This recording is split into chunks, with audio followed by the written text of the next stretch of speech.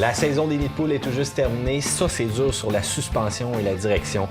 Chris, parle-moi justement des composantes qui peuvent être affectées là, dans des situations dures comme celle-ci. En fait, presque tout le véhicule est affecté, mais principalement la direction. Donc, il y a des tables de suspension, il y a les fameux bushings, il y a des ball joints, les tie rods, il y a ce qu'on appelle les trailing arms aussi. Il y a vraiment beaucoup de pièces qui peuvent être affectées. Là, est-ce que c'est compliqué, justement, si je m'embarque dans une réparation moi-même pour mon véhicule avec une pièce comme ça?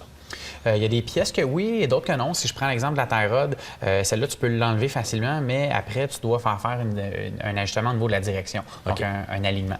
Mais si tu regardes un ball joint puis une table, c'est une pièce mécanique qui est simple, il n'y a pas de connecteur, rien. Donc, tu enlèves une pièce puis tu en remets une. C'est très, très simple. Parfait. Choisir encore une fois la bonne, c'est tout un défi parce que les véhicules sont totalement différents selon la marque, selon le modèle. Parfois même, juste le fait d'avoir une 4 portes ou encore une wagon, c'est totalement différent des pièces. Oui, sur Projet 2000, dans le fond, on est là pour assister les gens dans le choix de leurs pièces. Non seulement il y a beaucoup de produits, parce que d'une année à l'autre, les manufacturiers changent de pièces, mais en plus, il y a énormément de qualité. Là. Il y a des centaines de marques à travers le monde.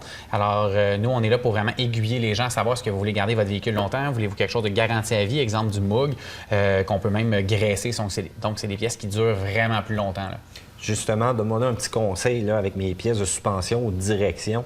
Qu'est-ce que tu me conseillerais? Le but, c'est de vérifier l'état des pièces, voir si, exemple, les bushings sont maganés, sont défaits. Là, tu vas voir que ça fait comme une éponge. Secs, si on veut aussi. Exactement. Tu vas voir que ça se défait un peu comme une éponge. Tu vas voir aussi s'ils sont assez résistants.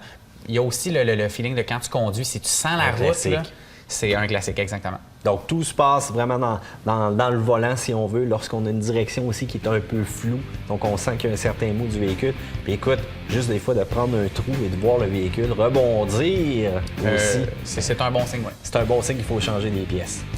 Parfait. Chris, merci beaucoup encore une fois. Bienvenue. Ce segment vous a été offert par Supra Z 2000, la ressource incontournable dans la distribution au détail de pièces automobiles.